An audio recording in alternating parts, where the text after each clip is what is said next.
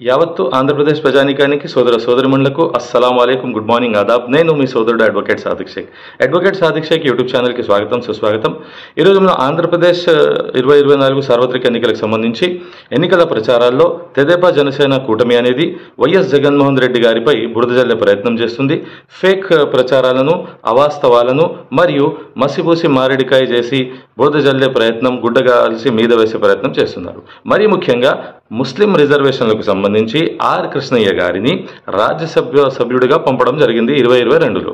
అయితే ఆర్ కృష్ణయ్య గారు ముస్లిం రిజర్వేషన్లకు వ్యతిరేకంగా ఏదో సుప్రీంకోర్టులో కేసు వేశారని, అటువంటి వ్యక్తిని తీసుకొని వచ్చి జగన్మోహన్ రెడ్డి గారు ఒక రాజ్యసభ సభ్యుడిని చేశారని, ఇక్కడే జగన్మోహన్ రెడ్డి గారి చిత్తశుద్ధి తెలుస్తుంది అని చెప్పి దుష్ప్రచారం మరియు ఫేక్ పబ్లిసిటీ మొదలుపెట్టారు.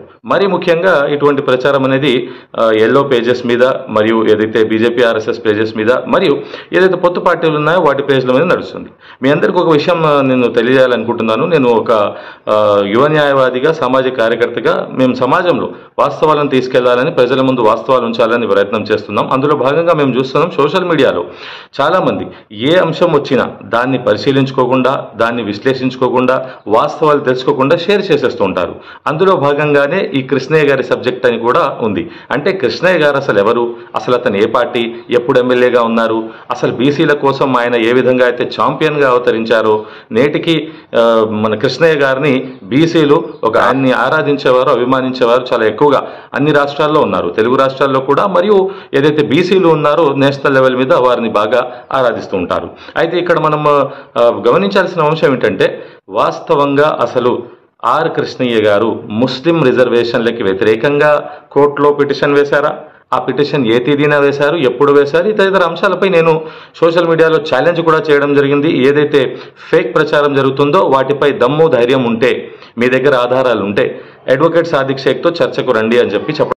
ఆంధ్రప్రదేశ్ వైఎస్ఆర్సీపీ రాజ్యసభ సభ్యుడు ఆర్ కృష్ణయ్య గారి మీద మరియు జగన్మోహన్ రెడ్డి గారి మీద ఈ ఫేక్ పబ్లిసిటీకి కారణం ఆర్ఎస్ఎస్, బీజేపీ, తెదేపా, జనసేన తదితర సామాజిక మాధ్యమాలు మరియు వాట్సాప్ ఛానల్స్ అయితే, అసలు ఇది వైరల్గా స్ప్రెడ్ అవడానికి ముఖ్య కారణం నంద్యాల ముష్తాక్ గారు. అంటే వీరు ఆంధ్రప్రదేశ్ ముస్లిం మైనారిటీ తెదేపా పార్టీ రాష్ట్ర అధ్యక్షుడు. వారు ఒక యూట్యూబ్ ఛానల్కి ఇచ్చిన ఇంటర్వ్యూలో అసలు వారు ఏం మాట్లాడారో, ఎలా మాట్లాడారని నేను చెప్పదలుచుకోలేదు. మౌలానా అన్న పెద్దలన్న నాకు చాలా గౌరవం. అయితే వారు చాలా అవాస్తవాలను, అబద్ధాలను ప్రచారం చేయడం జరిగింది. అందులో భాగంగానే ఆర్ కృష్ణయ్య గారిపై ఆ యూట్యూబర్, తను మరి విద్యార్హతలు ఏమిటో ఇప్పుడు మీరు చూస్తున్నారు. యూట్యూబ్లోనే ప్రతి ఒక్కరు చేసేస్తున్నారు. కంటెంట్స్ అనేవి చాలా వెరైటీగా, వేరేగా ఉంటుంది. ఎలాంటి కంటెంట్ వైరల్ అవుతుంది, అబద్ధాలు చెప్తే లేదా ఎంటర్టైన్మెంట్ చేస్తే, మరియు మంచి కంటెంట్ చెప్తే ఎలా వైరల్ అవుతుంది లేదా అనేది మీరు చూస్తున్నారు. అయితే అబ్బాయి మాత్రం, ఆ యూట్యూబర్, చాలా అవాస్తవాలను తన ఇంటర్వ్యూలో చెప్పడం జరిగింది. ఆయనకు ఛాలెంజ్ చేస్తున్నాను, ఆయన కావాలంటే నాకు కూడా ఫోన్ చేయొచ్చు. నా నెంబర్ 9603278776. అసలు వాస్తవాలు ఏంటనేవి ఈ కేసులో నేను తన్ని వివరించడానికి సిద్ధంగా ఉన్నాను. అయితే ఇక్కడ మొదటిది ఈ ముష్తాక్ మౌలానా వీడియో, రెండోది ఐపీఎస్ ఇక్బాల్ గారు. వారు కూడా ఒక నిమిషం ఏదో వీడియో రిలీజ్ చేయడం జరిగింది. వారికి కూడా నేను వాస్తవాలు వివరించే ప్రయత్నం చేశాను. నేను ఐపీఎస్ ఇక్బాల్ గారిని ఒక పొలిటీషియన్ కన్నా ఒక స్టేట్స్మెన్ మరియు బ్యూరోక్రాట్ ఐపీఎస్గా చాలా గౌరవిస్తాను. ఎందుకంటే తెలంగాణ రాష్ట్రంలో వారు వక్ఫ్ బోర్డు సీఈఓగా ఉన్నప్పుడు వక్ఫ్ ఆస్తుల పరిరక్షణ అంశం సంబంధించి వారికి మేము పూర్తిగా సహకరించడం, వారికి మేము ఉద్యమాలు చేయడం, నిరసనలు తెలపడం, ఒక సీఈఓని, ఐపీఎస్ని సరిగా వక్ఫ్ ఆస్తుల పరిరక్షణకు అన్ని హక్కులు మరియు అన్ని అధికారాలు కల్పించాలని ఇక్బాల్ గారిని నేను అప్పుడు బాగా అభిమానించడం జరిగింది. నేను గౌరవించే వ్యక్తులలో ఐపీఎస్ ఇక్బాల్ గారు ఒకరు. అది రాజకీయంగా మనం చూస్తే వారిపై ఉన్న ఆలోచన అంశం అనేది వేరుగా ఉండొచ్చు. కాకపోతే నేను మాత్రం ఐపీఎస్ ఇక్బాల్ గారిని ఒక బ్యూరోక్రాట్గా, స్టేట్స్మెన్గా బాగా గౌరవిస్తాను.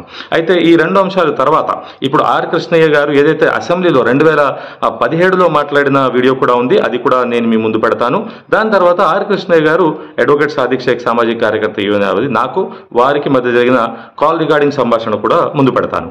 అయితే ఇక్కడ ఎంత మనం బాధపడాల్సిన అంశమా, సిగ్గుపడాల్సిన అంశమా, లేదా మనలో మనం సామాజిక మాధ్యమాల్లో వస్తున్న న్యూస్లను ఎంత గుడ్డిగా నమ్ముతున్నాము, ఎంత గుడ్డిగా ప్రచారం చేస్తున్నాము అనే దానిపై మనం ఎంత బాధపడాలా అనే విషయం ఒకసారి మనం విశ్లేషించుకుంటే, ఏది వచ్చినా వాట్సాప్, సోషల్ మీడియా లేదా ఫేస్బుక్ లేదా ఇంటర్నెట్ మీడియా తదితర వాటిలో మనం వాటిని విశ్లేషణ చేసుకోకుండా, ముందు వెనుక పరిశీలించుకోకుండా వైరల్ చేయడం అనేది చాలా బాధాకరం, చాలా తప్పుడు అంశం. మరీ ముఖ్యంగా ముస్లిం సమాజం మాత్రం ఇటువంటి అవాస్తవాలను, ఫేక్ ప్రచారాలను ఖండించాలి. వాటిని షేర్ చేసి ఇంకా అగ్నికి ఆజ్యం పోస్తున్నట్టు చేయరాదని నేను ప్రతి ఒక్క సామాజిక మాధ్యమాల్లో, వాట్సాప్ గ్రూపుల్లో, ఫేస్బుక్ వగేరా తదితర ప్రింట్ అండ్ ఎలక్ట్రానిక్ మీడియాలో ఉన్న వారిని సవినయంగా కోరుతున్నాను. అయితే మీ ముందు ఇప్పుడు నేను మొదట ముష్తాక్ మౌలానా గారి ఒక 40 సెకండ్స్ స్పీచ్ యూట్యూబ్ది, దాని తర్వాత ఇక్బాల్ గారి 1 మినిట్ స్పీచ్, దాని తర్వాత ఆర్ కృష్ణయ్య గారు 2017 తెలంగాణ అసెంబ్లీలో ఎప్పుడైతే కేసీఆర్ గారు ఎస్టీలకు రిజర్వేషన్ 10%, ముస్లిం మైనార్టీలకు 12% రిజర్వేషన్ బిల్ పాస్ చేసుకున్నారో, ఆ బిల్ అప్పుడు కృష్ణయ్య గారు ఏ విధంగా అయితే ముస్లిం మైనార్టీ రిజర్వేషన్ల అంశంపై మాట్లాడారో దాన్ని ఆ వీడియోని ప్లే చేస్తాను. దాని తర్వాత వారు నేను మాట్లాడుకున్న కాల్ రికార్డింగ్ ప్లే చేస్తున్నాను. మీరందరూ ఈ వాస్తవాలు గ్రహించి అసలున్న విషయాన్ని మీరు అర్థం చేసుకుంటారని ఆశిస్తూ ఇప్పుడు మీరు ఈ వీడియోలన్నీ సవినయంగా మీరు జాగ్రత్తగా పరిశీలించి అసలు మీరు ఫ్యాక్ట్స్ అనేవి అర్థం చేసుకుంటారు అని వాటిని మీరు షేర్ చేస్తూ వాస్తవాలను ప్రజల్లో తీసుకెళ్తారని ఆశిస్తున్నాను. అయితే మరొక విషయం ఇక్కడ మౌలానా గారు, ఇప్పుడు ఈ 4% రిజర్వేషన్కి సంబంధించి సుప్రీంకోర్టులో దీన్ని రద్దు చేయాలని చెప్పి పిటిషన్ వేసిన వ్యక్తి ఎవరు? రాజ్యసభ ఇచ్చినారు కదా, తెలంగాణ నుంచి రప్పించి రైట్ జగన్ గారు రాజ్యసభ ఇచ్చారు. మరి ప్రజలకు ఇక్కడ అర్థం కాని విషయం ఏంటంటే, ఆర్ కృష్ణయ్య అనే వ్యక్తి రిజర్వేషన్ ను రద్దు చేయండి అని చెప్పి సుప్రీంకోర్టులో వేస్తే జగన్మోహన్ రెడ్డి అతన్ని తీసుకుని వచ్చి రాజ్యసభకు పంపడం, అది మైనార్టీ పట్ల చిత్తశుద్ధి, మైనారిటీల పట్ల అభిమానం. అది దీన్ని ఏ విధంగా పరిగణించవచ్చు అంటే కపట ప్రేమ. ముష్తాక్ మౌలానా మరియు యూట్యూబర్ వీడియో గమనిస్తే అసలు ఆర్ కృష్ణయ్య గారు కేసు వేసింది అనేది సుప్రీంకోర్టులో 2012లో, అది 4.5% కేంద్ర రిజర్వేషన్ కి సంబంధించి. 4% రిజర్వేషన్ గురించి ఆర్ కృష్ణయ్య గారు ఎక్కడా విభేదించలేదు. వైఎస్ఆర్ గారు 2004లో కల్పించినప్పుడు కూడా ఆర్ కృష్ణయ్య గారు స్వాగతించారు. కేసీఆర్ గారు 12% ముస్లిం రిజర్వేషన్ 2017లో బిల్ పాస్ చేసినప్పుడు కూడా ఆర్ కృష్ణయ్య గారు సహకరించారు, స్వాగతించారు. ముస్లింలకు వెనుకబడి ఉన్నారు, ఖచ్చితంగా వారికి రిజర్వేషన్లు తదితర అంశాలు పరిగణించాల్సిందే. వారికి ఆ విధంగా ముస్లిం మైనార్టీలు ఎవరైతే ఎస్సీ ఎస్టీ కన్నా దరిద్ర పరిస్థితిలో ఉన్నారో వారికి సహకరించారని చెప్పడం జరిగింది. అయితే 4.5 రిజర్వేషన్, 4% రిజర్వేషన్, అది ఏపీది మరియు కేంద్రంది. ఆ సబ్జెక్ట్ మీద కనీస అవగాహన లేకుండా మా ముష్తాక్ మౌలానా గారు ఆంధ్రప్రదేశ్ ఏదైతే మైనారిటీ ప్రెసిడెంట్గా ఉన్నారు, ఆ యూట్యూబ్ అబ్బాయి ఏమో తను సరిగా అసలు సబ్జెక్ట్ నాలెడ్జ్ కూడా తెలియకుండా 4% రిజర్వేషన్కి ఆర్ కృష్ణయ్య గారు పిటిషన్ వేసేశారని చెప్తున్నాడు. అంటే ఎంత అవగాహన లేమి. ప్రజల్లో మనం ఒక సబ్జెక్ట్ తీసుకెళ్తుంటే ఏం మాట్లాడుతున్నాం, ఎంత మాట్లాడుతున్నాం అని గ్రహించరా? ఆ ముష్తాక్ మౌలానా మరియు యూట్యూబరే దీనికి మొదట బీజం వేశారు. వారికే వాస్తవాలు తెలియదు, వారికే కోర్టు కేసు నెంబర్ తెలియదు, ఎన్ని కనెక్టెడ్ కేసెస్ ఉన్నాయో తెలియదు, కేసు సుప్రీంకోర్టు హైకోర్టు నుంచి ఎక్కడ దాకా నడుస్తుందనేది తెలియదు. ఇవన్నీ వదిలేసి ఇలా చేస్తే ఏం చేద్దాం చెప్పండి? ఇలా ఉంది ఈ సామాజిక మాధ్యమంలో తెదేపా, బీజేపీ, జనసేన ప్రచారం చేస్తున్న అవాస్తవాలు, ఫేక్ ప్రచారాలు, దుష్ప్రచారాలు, మరియు ఇటువంటి వాటిని ప్రజలు ఖచ్చితంగా ఖండించాలి. మీరు ఏదైతే చూసారో అది ముష్తాక్ మౌలానా మరియు యూట్యూబ్ వ్యక్తి ప్రసంగం, అది యూట్యూబ్ ఇంటర్వ్యూ. దానిలో మీరు చూడొచ్చు ముష్తాక్ మౌలానా గారు ఆ యూట్యూబ్ ఛానళ్లతోనూ ఎన్ని అవాస్తవాలను, ఎన్ని అబద్ధాలను, ఎంత దుష్ప్రచారం అనేది 4% రిజర్వేషన్ గురించి వాళ్ళు స్ప్రెడ్ చేయడం జరిగిందో. అసలు ఒక న్యాయవాది అయిన నాకే అసలు కేసు నెంబర్ వెతకడం, పిటిషనర్స్ ఎవరు, రెస్పాండెంట్స్ ఎవరు, సుప్రీంకోర్టులో ఎప్పుడు వచ్చింది, హైకోర్టులో ఎప్పుడు వచ్చింది, అసలు 4% రిజర్వేషన్ ఏంటి, 4.5% రిజర్వేషన్ ఏంటి కేంద్రంది, వీటన్ని అంశాలు బేరేజ్ వేసుకోవడానికి మాకే చాలా సమయం పడుతుంది. అలాంటిది ప్రతి టామ్, డిక్ అండ్ హ్యారీ వచ్చేసి కోర్టు కేసులను మరియు సుప్రీంకోర్టు, హైకోర్టు ఏం చెప్పింది అనేది ఒక న్యాయవాది కాని వాళ్ళు వివరించడం, వాటిని మీరు గుడ్డిగా నమ్మేయడం అనేది నేను చాలా ఈ అంశం మీద అయితే మన ముస్లిం సమాజం మరీ ముఖ్యంగా అబద్ధాలు లేదా ఇటువంటి ప్రచారాన్ని నమ్మకూడదని నేను కోరుతున్నాను. ఇప్పుడు మీరు ఇక్బాల్ గారి వీడియో కూడా ఒకసారి చూడొచ్చు. వైఎస్ఆర్సీపీ నాయకులను, అధినాయకత్వాన్ని, వాళ్ళ నాయకులను, ముఖ్యంగా డిప్యూటీ సీఎం దగ్గర నుంచి ఎవరైతే ఎమ్మెల్యేలు ఉన్నారో వాళ్ళనే కాకుండా జగన్మోహన్ రెడ్డి గారిని కూడా అడుగుతున్నా, మీరు అధికారంలో 19 నుంచి 24 వరకు ఉన్నారు. ఇప్పుడు ఈ 4% రిజర్వేషన్ అనేది సుప్రీంకోర్టు స్టేలో ఉంది. మీరు ఎవరికైతే ఎంపీ పదవి ఇచ్చి గౌరవించారో ఆర్ కృష్ణయ్య అనే ఎంపీ రాజ్యసభ, ఆయన వల్లనే ఈ స్టే ఉంది. మీరు ఆర్ కృష్ణయ్య గారికి చెప్పి ఎందుకు ఈ స్టేను ఎత్తివేయించి ముస్లింలకు శాశ్వతంగా రిజర్వేషన్ కల్పించే విధంగా సుప్రీంకోర్టులో చర్యలు తీసుకోలేదు అనేది నేను ప్రశ్నిస్తున్నా వాళ్ళను. దీనికి జవాబు చెప్పాలి వాళ్ళు. అది జగన్మోహన్ రెడ్డి గారు కానివ్వండి, ఎవరైతే దీని మీద మాట్లాడుతున్నారో. మీరు చూశారు, ఇది ఎమ్మెల్సీ ఇక్బాల్ ఐపీఎస్ గారు. వారికి కూడా అంటే మ్యాక్సిమం మీడియాలో ఎవరైతే అంశాల మీద వచ్చి ప్రెస్ మీట్స్ ఇస్తారో వారికి కొంచెం సబ్జెక్ట్ ఇవ్వడం జరుగుతుంది, కాంటెంట్ ఇవ్వడం జరుగుతుంది. అయితే నేను ఇక్బాల్ ఐపీఎస్ గారితో చర్చించినప్పుడు 4% రిజర్వేషన్ అంశం మీద వారికి కూడా కనీసం ఎవరైతే సబ్జెక్ట్ ఇచ్చారో పార్టీకి, తెదేపా పార్టీకి సంబంధించిన వారు అసలు 4 రిజర్వేషన్ ఏంటి, 4.5 రిజర్వేషన్ ఏంటి, సెంట్రల్ రిజర్వేషన్, స్టేట్ రిజర్వేషన్, అసలు కృష్ణయ్య గారు 2004 నుంచి రిజర్వేషన్ వచ్చి హైకోర్టు, సుప్రీంకోర్టులో 2006 వరకు ఛాలెంజ్ అయ్యి నడుస్తుంటే ఆర్ కృష్ణయ్య గారు ఎక్కడ కూడా కేసు వేయలేదు. ఆర్ కృష్ణయ్య గారు కేసు వేసింది 2012లో. అది కూడా 4.5% కేంద్ర రిజర్వేషన్ అంశంలో వేశారు. అది కూడా ఎందుకు వేశారు? ఆ రిజర్వేషన్ కూడా ఓబీసీలకు ఇస్తున్న 27%లో నుంచి తగ్గించి ముస్లింలకు ఇవ్వాలని చెప్పడం జరిగింది. అది ఎవరైనా వ్యతిరేకిస్తారు. అది ఆంధ్ర తెలంగాణ రిజర్వేషన్ వ్యతిరేకించింది కాదు 4%. ఆయన వ్యతిరేకించింది అది ఏదైతే కేంద్రంలో కల్పిస్తున్న ఓబీసీలకు తగ్గించి రిజర్వేషన్. అయితే ఓబీసీకి ఛాంపియన్ మన ఆర్ కృష్ణయ్య గారు ఉన్నప్పుడు అది ఆయన సమాజం బాధ్యత. ఆయన ఖచ్చితంగా అటువంటి కేసు వేసి ఛాలెంజ్ చేయాల్సి వస్తుంది. అక్కడ అంశం ఏమిటి? ముస్లిం రిజర్వేషన్ కాదు. అక్కడ అంశం ఏమిటంటే ఓబీసీల రిజర్వేషన్ని కాపాడుకోవడం మన ఆర్ కృష్ణయ్య గారి ప్రథమ బాధ్యత. అందులో వీరు దాన్ని దుష్ప్రచారం చేస్తూ వక్రీకరిస్తూ ముస్లింలకు ఏదో ఆర్ కృష్ణయ్య గారు వ్యతిరేకంగా కేసులు వేశారని చెప్పి ప్రచారం చేస్తున్నారు. కృష్ణయ్య గారు ఒకవేళ ముస్లిం రిజర్వేషన్ని అడ్డుకునేదైతే 2004లో వైఎస్ రాజశేఖర రెడ్డి కల్పించినప్పుడు కూడా ప్రత్యేక రిజర్వేషన్ 50% దాటకుండా దాన్ని కూడా ఆర్ కృష్ణయ్య గారు ప్రోత్సహించారు, స్వాగతించారు. మరియు 2017లో తెలంగాణ అసెంబ్లీలో నేను ఇప్పుడైతే మీకు స్పీచ్ వినిపించనున్నాను, ఆ స్పీచ్లో చాలా సుస్పష్టంగా ఆర్ కృష్ణయ్య గారు ముస్లింలకు కల్పిస్తున్న 12% రిజర్వేషన్, ఎస్టీలకు కల్పిస్తున్న 10% రిజర్వేషన్ ఏదైతే పెంచి కేసీఆర్ గారు ఇవ్వాలనుకున్నారో 2017లో బిల్ కూడా పాస్ చేయడం జరిగింది. దాన్ని వారు స్వాగతించడం జరిగింది. మరీ ముఖ్యంగా బీసీలు అనేవారు 52% ఉన్నారని 27% ఇస్తున్నారని దాన్ని పెంచి 52%, 50% ఇవ్వాలని కూడా వారు బీసీ సమాజానం గురించి వాడు మాట్లాడుకోవడం జరిగింది. అయితే ఇక్కడ ఎక్కడి నుంచి మీరు ముస్లిం వ్యతిరేకంగా ఆర్ కృష్ణయ్య గారు ఉన్నారు, ఎందుకు ఈ విధంగా ప్రచారం చేసుకుంటున్నారు? ఒకసారి ఆర్ కృష్ణయ్య గారు ఏదైతే అసెంబ్లీలో వారు తెలంగాణ రాష్ట్ర అసెంబ్లీ 2017లో మాట్లాడారో ఆ స్పీచ్ ని ఒకసారి మీరు వినేగలరు. ముస్లిం మైనార్టీ సోదరులకు పెంచడాన్ని మేము వెల్కమ్ చేస్తున్నాం. అయితే మేము ఈ సందర్భంగా ఒకటి ప్రభుత్వాన్ని ప్రశ్నిస్తున్నాం. ముస్లిం మైనార్టీలకు వెండి పళ్ళెం ఇచ్చి అన్నం పెట్టకపోతే ఎట్లుంటుందో మనము రిజర్వేషన్లు పెంచి ఉద్యోగాలు ప్రభుత్వ శాఖల్లో వివిధ పెద్ద ఎత్తున ఖాళీలు ఉన్నాయి, వాటిని భర్తీ చేయడానికి చర్యలు తీసుకోకపోతే మళ్ళీ ఈ రిజర్వేషన్లు పెంచిన ఫలాలు ఈ వర్గాలకు అందాయి. కాబట్టి ఆ కోణంలో కూడా మొత్తం కొత్త జిల్లాలు చేశారు. ఆ ఉద్యోగాలు అట్లే ఉన్నాయి. రిటైర్మెంట్ వల్ల ఏర్పడ్డ ఉద్యోగాలు ఉన్నాయి, అవి అట్లే పెద్ద సంఖ్యలు ఉన్నాయి. రిజర్వేషన్లు పెంచడంతో పాటు ఆ కులాలను ఆ వర్గాలకు లబ్ధి పొందాలంటే ఉద్యోగాలు భర్తీ చేయాలి, టీచర్ ఉద్యోగాలు భర్తీ చేయాలి, గ్రూప్ 1 భర్తీ చేయాలి. అన్ని కేటగిరీలో ఉద్యోగాలు భర్తీ చేసినప్పుడు మాత్రమే ఈ వర్గాలకు లాభం జరుగుతుంది. లేకపోతే బంగారు పళ్ళెం ఇచ్చి అన్నం పెట్టనట్టు అవుతుంది. బంగారు పళ్ళెం చూసి మురవాలే తప్ప అన్నం ఉండదు, అందులో ఆకలి అట్లే మిగిలిపోతుంది. రిజర్వేషన్లు పెంచి ఉద్యోగాలు భర్తీ చేయకపోతే ఈ వర్గాలకు మిగిలేది అసంతృప్తే. కాబట్టి ఆ దిశగా కూడా ప్రభుత్వం చర్యలు తీసుకోవాలని చెప్పి నేను ఈ ప్రభుత్వం వారు 4% రిజర్వేషన్ గురించి ఆర్ కృష్ణయ్య గారిని మరియు వైఎస్ జగన్మోహన్ రెడ్డి గారిని బద్నాం చేయాలి, మసిపూసి మారేడుకాయ చేయాలి, బురద జల్లి మీద వేయాలి, దాని పరంగా 2024 ఎన్నికల్లో ఓట్లు పొందాలని చేస్తున్న కుట్రలో భాగం అయితే నేను వెంటనే ఆర్ కృష్ణయ్య గారు ఏదైతే వైఎస్ఆర్సీపీ రాజ్యసభ సభ్యుడు ఉన్నారో వారికి పెద్ద ఆయనకి ఫోన్ చేయడం జరిగింది. వెంటనే ఆర్ కృష్ణయ్య గారు స్పందిస్తూ, ఏమండి లాయర్ గారు, నేను ఎక్కడ కూడా 4% రిజర్వేషన్ని విభేదించలేదు. నేను కోర్టులో కేసు వేసింది 2012లో, 4% రిజర్వేషన్ కల్పించబడింది 2004లో. నేను వైఎస్ఆర్ ప్రభుత్వం కానీ కేసీఆర్ ప్రభుత్వం కానీ రిజర్వేషన్లు ముస్లింలకు కల్పించిన అంశంలో ఎక్కడ కూడా వ్యతిరేకించలేదు. ఒకసారి కావాలంటే మీరు నా తరఫు నుంచి ప్రజల్లో సామాజిక మాధ్యమాల్లో ఈ అంశాన్ని తీసుకువెళ్ళమని చెప్పి నాకు మన ఆర్ కృష్ణయ్య గారు పెద్దవారు ఉన్నారు, వారు నాకు చెప్పడం జరిగింది. ఒకసారి మీరు ఆ కాల్ రికార్డింగ్ కూడా వినగలరు.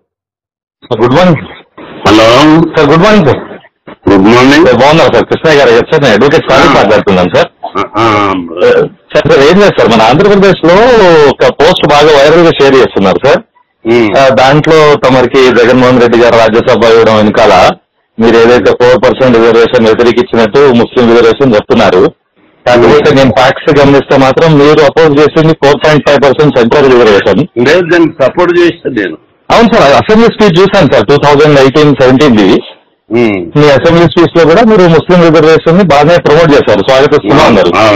అయితే మరి ఇటువంటి వైరల్ పోస్ట్ కి మీ సమాధానం ఏమైనా ఉందా సార్? అంటే వాళ్ళని కౌంటర్ ఇవ్వాలి, నేను అసెంబ్లీలో మాట్లాడి చూపెట్టాలి. అయితే నేను ఏమంటా అంటే సార్, ఎస్ఎల్పీ మనం వేసాం కదా సార్ యూనియన్ గవర్నమెంట్ కి వ్యతిరేకంగా 2012, 13 అది ఏంటి సార్ అసలు బేసిక్ గా? అంటే మనం 27% లెక్కేది 4.5%, 5% తగ్గించు. ఓకే. అయితే అది సపరేట్ వాళ్ళకి తగ్గించారు, అది చేయిస్తాం. ఓకే. అయితే మనం ఎన్ని కేసెస్ చేస్తున్నాం సార్ తన తరఫు నుంచి? అది ఎస్ఎల్పీ ఒకటేనా, ఇంకేమైనా ఇస్తున్నాం సార్? ఒకటే. ఇక్కడ రాజశేఖర రెడ్డి అప్పుడు సపోర్ట్ చేస్తా. అవునవును సార్, గుర్తించి సపరేట్ ఇచ్చినప్పుడు అపోజ్ చేయలేదు. బీసీలు కట్ చేయొద్దు అంతే సార్. మీరు బీసీలకు ఛాంపియన్ సార్. మీరు 27-52% చేయమని అడిగారు తప్ప జనాభా దామాషా ప్రకారం మీరు ఎక్కడ కూడా ముస్లిం రిజర్వేషన్ వ్యతిరేకం మాట్లాడలే.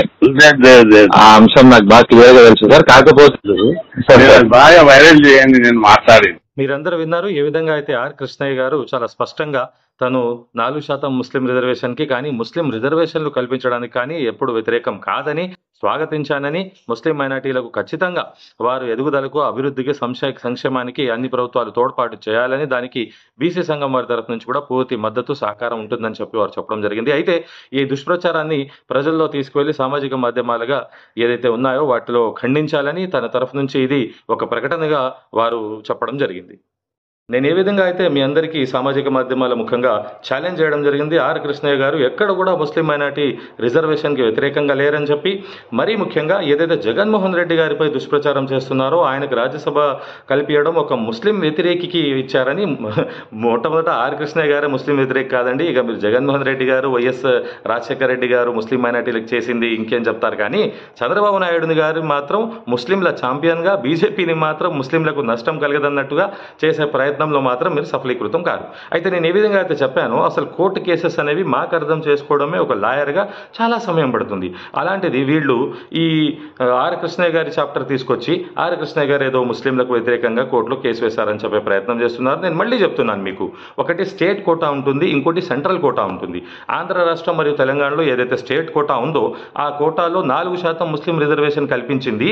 అది ఎక్కడ కూడా బ్యాక్వర్డ్ క్లాసెస్ వారి కోటాని తగ్గించి కాదు, ఎస్టీ ఎస్సీ కోటాని తగ్గించి కాదు, ప్రత్యేకంగా ముస్లింలకు ఏదైతే బ్యాక్వర్డ్ క్లాసెస్లో ఏబిసిడి 4 ఉన్నాయో దాంట్లో ఈ అనే ప్రత్యేక క్లాస్ను బ్యాక్వర్డ్ క్లాస్ కమిషన్ ద్వారా వాళ్ళు సర్వే చేయించి ఒక 14-15 ఉపకులాలను దాంట్లో చేర్చి రిజర్వేషన్ ఇవ్వడం జరిగింది. దాన్ని ఆర్ కృష్ణయ్య గారు వైఎస్ఆర్ రాజశేఖర రెడ్డి గారు ఉన్నప్పుడు 2004లో, మరియు కిరణ్ మన ఏదైతే కేసీఆర్ గారు ఉన్నారో 2017లో కూడా వారు ముస్లిం మైనార్టీ రిజర్వేషన్ని వారు స్వాగతించారు. అయితే ఇంకెక్కడ నడుస్తుంది ఇప్పుడు? సరే, ఇప్పుడు మరి సుప్రీంకోర్టులో ఆర్ కృష్ణయ్య గారు వేసిన కేసు ఏమిటంటే, ఏదైతే 2004 నుంచి వైఎస్ఆర్ ప్రభుత్వం అధికారంలో వచ్చిందో అప్పటి నుంచి 4 సార్లు సుప్రీంకోర్టులో, హైకోర్టులో ఈ కేసును తీసుకొస్తే 4 సార్లు ఆంధ్రప్రదేశ్ హైకోర్టు ఈ కేసుని కొట్టడం జరిగింది. ఒకసారి 5 జడ్జీల బెంచ్, ఒకసారి 7 జడ్జీల బెంచ్, 5:2గా. అయితే ఇటువంటి కేసులో ఏం జరిగిందంటే 2004 నుంచి 2010లో సుప్రీంకోర్టులో పూర్తి స్టే వచ్చింది. అంటే ఏదైతే ఉద్యోగాలు మరియు ఎడ్యుకేషనల్ ఇన్స్టిట్యూషన్స్లో విద్యాపరంగా రిజర్వేషన్లు కల్పించవచ్చు, దీన్ని నడిపించండి అని చెప్పి సుప్రీంకోర్టు చెప్పింది. ఇప్పటికీ అంటే 2024 వరకు 5 జడ్జెస్ కాన్స్టిట్యూషనల్ బెంచ్లో వాదనలు జరుగుతున్నాయి. అయితే ఇక్కడ మీరు గమనించాల్సిన అంశం ఏంటంటే 2012లో మన ఆర్ కృష్ణయ్య గారు కేసు వేశారు. దేనిపై కేసు వేశారండి? ముస్లిం రిజర్వేషన్లకు వ్యతిరేకంగా కాదు, 4% రిజర్వేషన్కి వ్యతిరేకంగా కాదు. ఏదైతే 2011లో అప్పుడు అధికారంలో ఉన్న యూపీఏ ప్రభుత్వం ముస్లింలకు 4.5% సెంట్రల్ రిజర్వేషన్ కూడా కల్పించడం జరిగింది.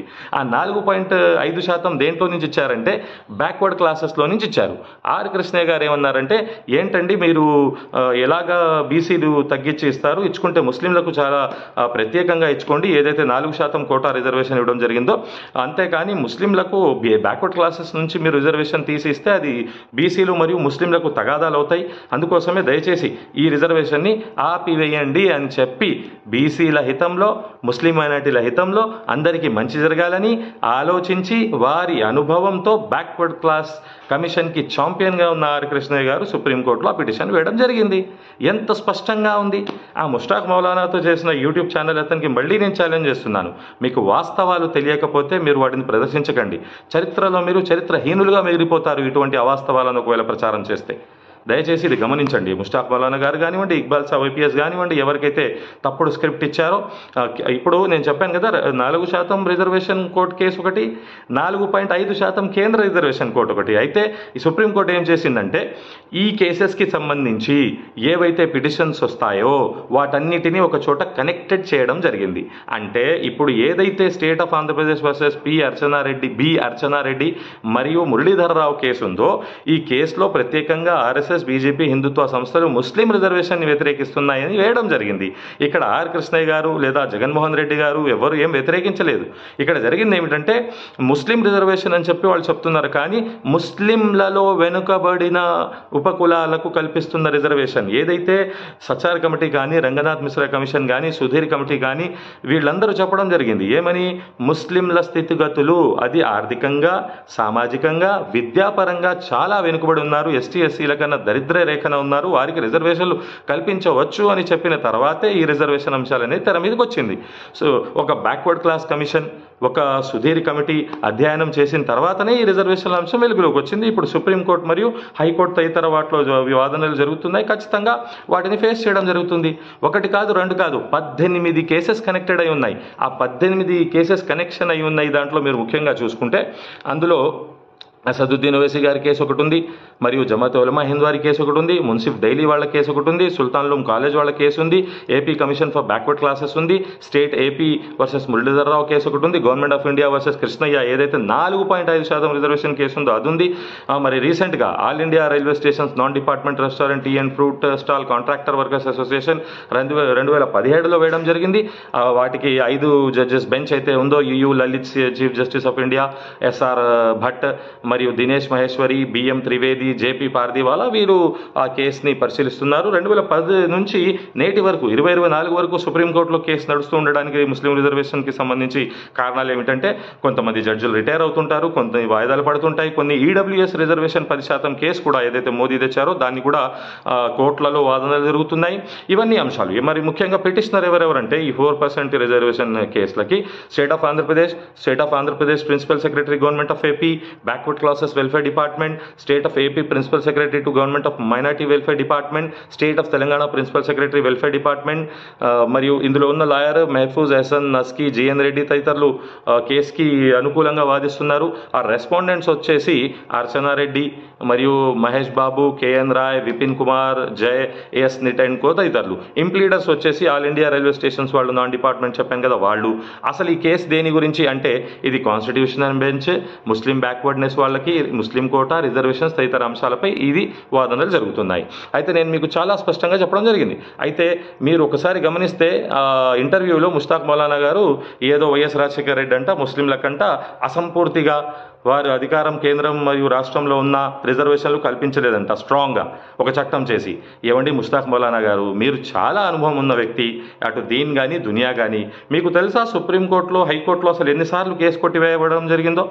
4 సార్లు. అంటే 3 సార్లు ఆంధ్ర రాష్ట్రం, 4 సార్లు ఆంధ్ర రాష్ట్రంలో కేసు కొట్టివేయడం జరిగింది. మీరు గమనిస్తే అది ఏదైతే 21 సెప్టెంబర్ 2004 అని వెంటనే వైఎస్ రాజశేఖర రెడ్డి గారు అధికారంలో రాగానే రిజర్వేషన్ కల్పించేశారు 5%. దాని తర్వాత 4%గా కుదించారు. ఎందుకంటే 50% రిజర్వేషన్లు దాటకూడదనేది సుప్రీంకోర్టు డైరెక్షన్. ఇందిరా సాహ్ని కేసులో మనం చూసాం.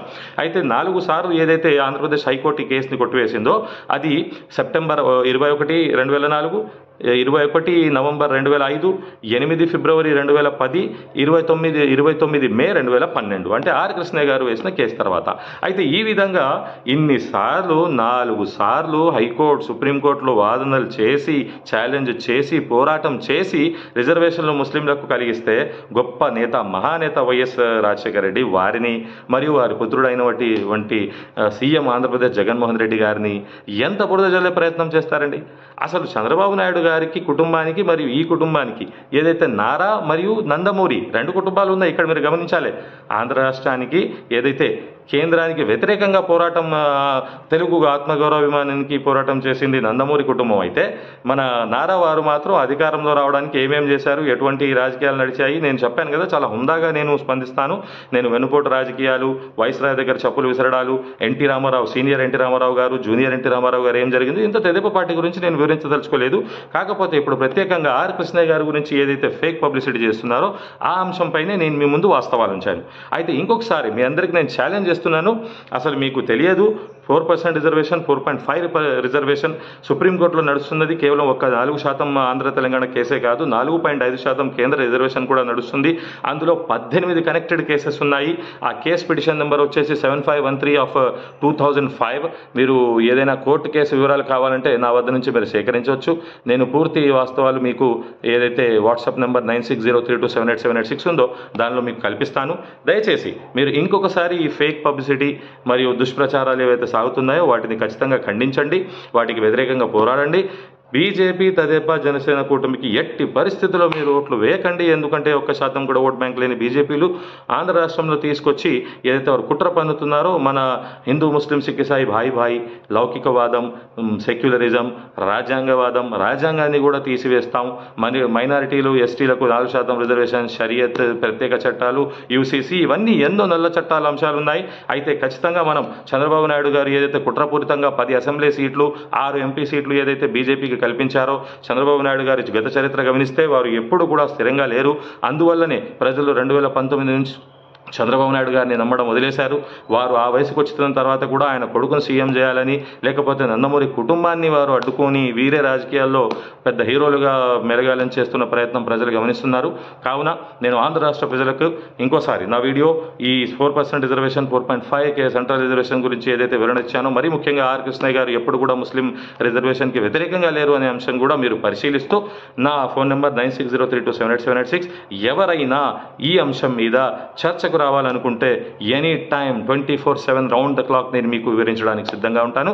మరీ ముఖ్యంగా యూట్యూబ్ ఛానల్స్ కానీ, వాట్సాప్ ఛానల్స్ కానీ, సామాజిక మాధ్యమాల్లో కానీ కృష్ణయ్య గారి గురించి వ్యతిరేకంగా, ముస్లిం వ్యతిరేకని కానీ, రిజర్వేషన్కు వ్యతిరేకంగా కోర్టులో కేసు వేశారని కానీ చెప్తున్న వాళ్ళకి చంపపెట్టులాగా ఈ వీడియో చూపించగలరు. నేను మీ సోదరుడు అడ్వకేట్ సాదిక్ షేక్. నా ఛానల్ని లైక్, షేర్, సబ్స్క్రైబ్ కూడా చేయాలని కోరుతున్నాను. అస్సలాము అలైకుం.